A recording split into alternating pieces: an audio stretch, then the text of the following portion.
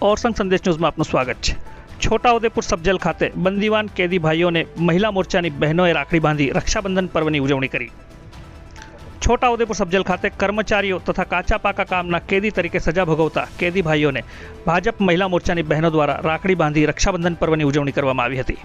બહેનો દ્વારા ભાઈઓના માથે તિલક લગાવી મોઢું મીઠું કરાવી રાખડી બાંધી ભાઈ બહેનના આ પવિત્ર તહેવારની ઉજવણી કરી હતી।